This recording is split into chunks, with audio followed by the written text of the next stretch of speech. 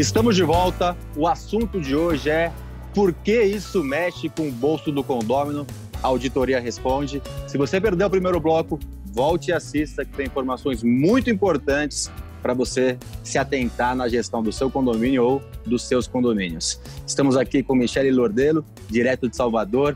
Michele, continuando aqui o que a gente estava conversando no primeiro bloco, a gente terminou falando de normas regulamentadoras, já falamos de planejamento, de plano de manutenção, falamos um pouco de assessorias, né, que são necessárias para condomínio.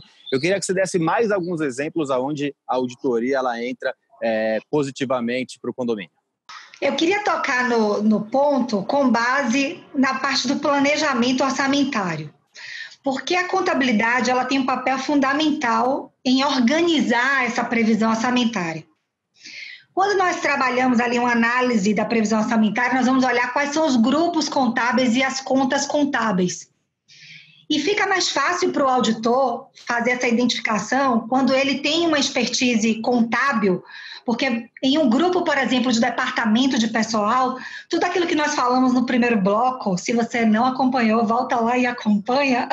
Exato. É justamente trabalhar esses exemplos como contas. Então, o condômino, ele precisa estar atento, porque se ele tem uma empresa, ele também pode comparar o plano de contas da empresa dele com esse plano de contas do condomínio. No grupo de despesas com pessoal, salários, encargos, nós falamos do PPRO, PCMSO, tem os exames, todos os exames que são feitos. Inclusive, é possível identificar se eu tenho uma rescisão trabalhista e eu não tenho um exame demissional.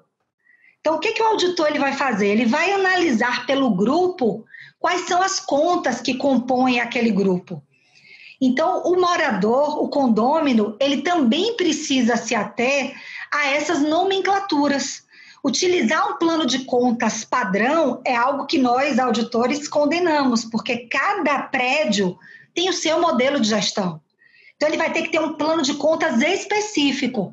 Se eu tenho prédios que estão situados em locais próximos ao salitre, ele tem ali incidência, né, do mar, então ele tem que buscar manutenções mais aceleradas. Então, aquilo ali vai divergir de um outro prédio que está numa área voltada para a parte ambiental. Então, cada grupo de contas, ele precisa retratar a realidade do prédio.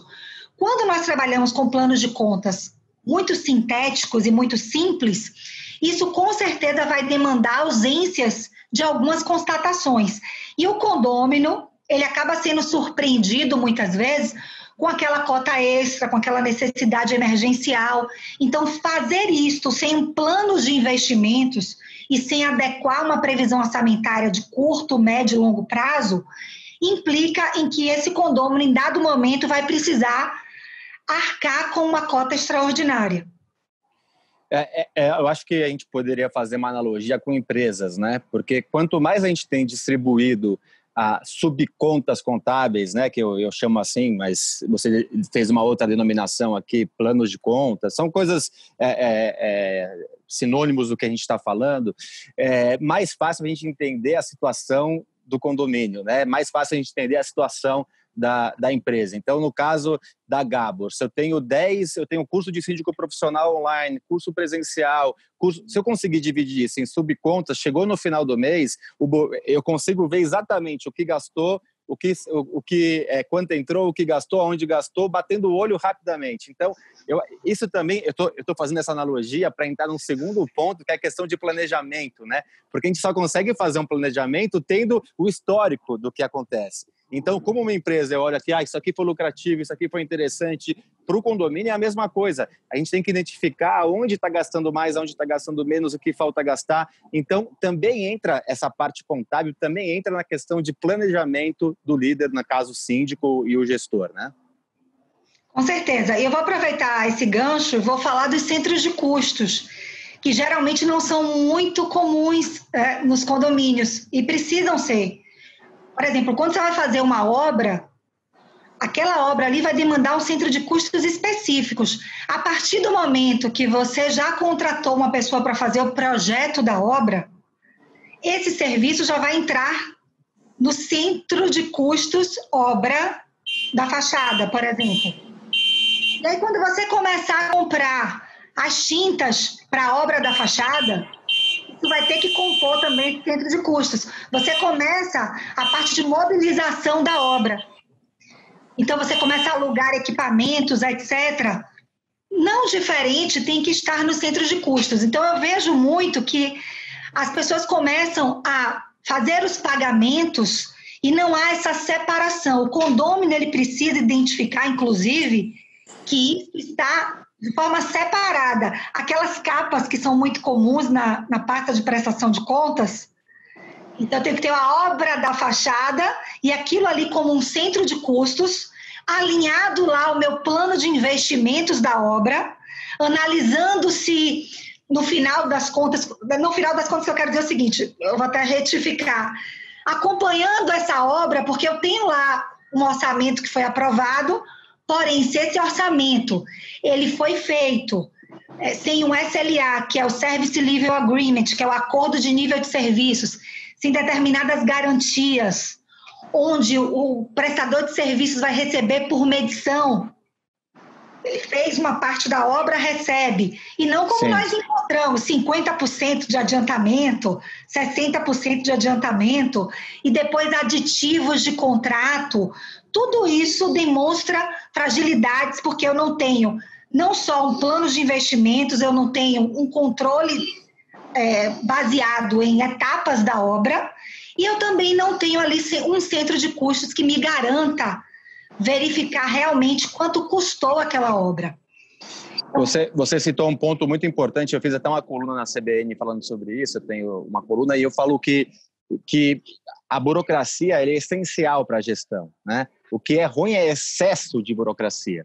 Nesse caso, a burocracia ela vai facilitar. Então, esse trabalho prévio, essa perda de tempo, entre aspas, com plano de contas, identificação do plano, lançamento, ela vai te eliminar um gasto lá na frente que vai chegar no mês seguinte, no começo do mês, você vai bater o olho e qualquer pessoa, como dizia Nizam Guanais e diz ainda, o seu trabalho tem que ser tão fácil que ele falava uma palavra não tão bonita, mas qualquer idiota consiga seguir o trabalho que você está fazendo. Então, ele tem que ser simples, a gente tem que simplificar o plano de contas. E a burocracia ela é essencial para que a gente consiga fazer mensuração e planejamento. E aí, já entrando no ponto para a gente ir para a nossa reta final aqui, eu queria que você falasse um pouco o seu olhar, o seu ponto de vista sobre o planejamento ou a falta dele por parte dos síndicos /gestores, /administradores,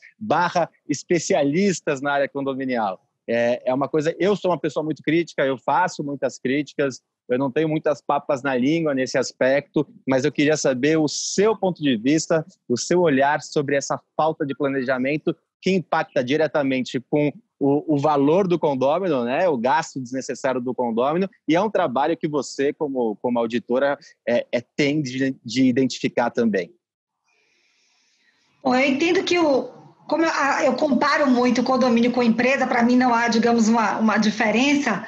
Tudo aquilo que nós pudermos usar de ferramentas, apresentando isso para os síndicos através da auditoria, então a matriz Gucci trabalhando urgência, gravidade, tendência, para ele entender realmente o que é prioridade na edificação, quanto tempo aquele problema vai durar, quanto é que ele precisa realmente captar com relação a determinados itens que foram identificados lá no plano de investimentos. Às vezes o síndico quer fazer uma benfeitoria, mas ele não se planejou para isso. A auditoria pode ajudar, porque vamos usar ali uma matriz Gucci, vamos usar uma ferramenta de SWOT, né? Vamos usar pontos estratégicos da convenção para identificar até onde ele pode ir, porque também a convenção ela não pode ser esquecida, ela é uma peça, precisa acompanhar o síndico no dia a dia.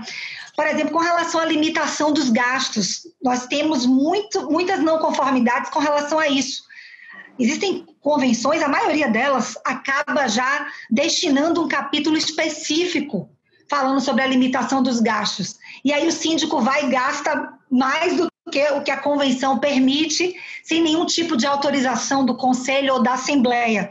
Mas o próprio condômino, se ele ler a convenção, ele também vai ter um item de monitoramento para acompanhar que aquele síndico gastou a mais. Então, nem sempre a auditoria ela vai ser, digamos assim, aquela que vai resolver todos os problemas, porque o nosso trabalho ele acaba convergindo para a ideia de que cada condômino é um agente de monitoramento. Cada condômino é um auditor. Sim. Por que nós provocamos aqui o tema porque mexe com o seu bolso? Porque se você não acompanhar, em algum momento você vai pagar mais caro. Então, lembrando que você é dono, o condômino é dono do condomínio, né? É uma parte é dele, né? Com certeza, aí nós estamos falando dos proprietários, mas mesmo aqueles que pagam aluguel e que também pagam o condomínio, hoje em dia nós temos um cenário onde é preciso analisar se aquela cota está justa ou não. O condomínio não tem que ter uma cota mais baixa do que a real e também não mais alta. Eu não posso ter prédios na mesma região, com a mesma estrutura, onde tem disparidades entre o valor da cota. Então, como é que o síndico pode verificar como é que a sua gestão está? Se ele realmente tem esse plano macro. Esse plano, em algumas situações, ele vai precisar de alguns especialistas. Em outras, o próprio síndico já pode ter uma formação. E essa formação ajudá-lo a fazer esse planejamento. O que nós precisamos discutir aqui com relação a como é que a auditoria pode te mostrar se o seu condomínio, em algum momento, vai requerer de você um valor que não estava planejado ali por você, isso vai mexer diretamente com as suas finanças pessoais, é se você pega o seu boleto e você acompanha aquilo além daquele demonstrativo que vem nele. Nós temos que estimular que os condôminos cada vez mais queiram conhecer a pasta de prestação de contas. E isso também é planejamento, porque o condômino ele tem as suas formações. Quantos contadores existem num prédio de 200 unidades? Quantos administradores, quantos advogados, quantos professores, educadores? Essas pessoas precisam disponibilizar as suas expertises para contribuir para esse patrimônio, para a composição dos gastos desse patrimônio. Eu sinto que o condomínio fica meio que abandonado. Eu vou lá e compro a minha parte, pago a minha cota, e só depois que eu tenho um problema grave, trabalhista, de manutenção, um acidente de trabalho, é que eu vou questionar a gestão do síndico. Então, acho que o nosso papel aqui também é dizer que cada um de nós, né, tem o dever de acompanhar isso mensalmente. Perfeito. Michele, muito obrigado. Participação muito rica. Tenho certeza que quem está nos assistindo ganhou muita informação. Queria te agradecer, deixar as portas abertas para você participar mais vezes. A gente estava combinando de você vir para o nosso estúdio, né? Aqui em São Paulo, mas não foi o caso. Agora estamos nas nossas casas. Espero que passe rápido esse momento que estamos vivendo e que em breve possamos nos encontrar pessoalmente e fazer um programa dentro dos nossos estúdios. Muito obrigado, um prazer grande estar aqui com você, com a gente. Eu que agradeço, Ricardo. Um grande abraço para todo mundo. E você que está nos assistindo, semana que vem, mais um programa com informações importantes para o seu condomínio ou para os condomínios que você faz a gestão. Até semana que vem.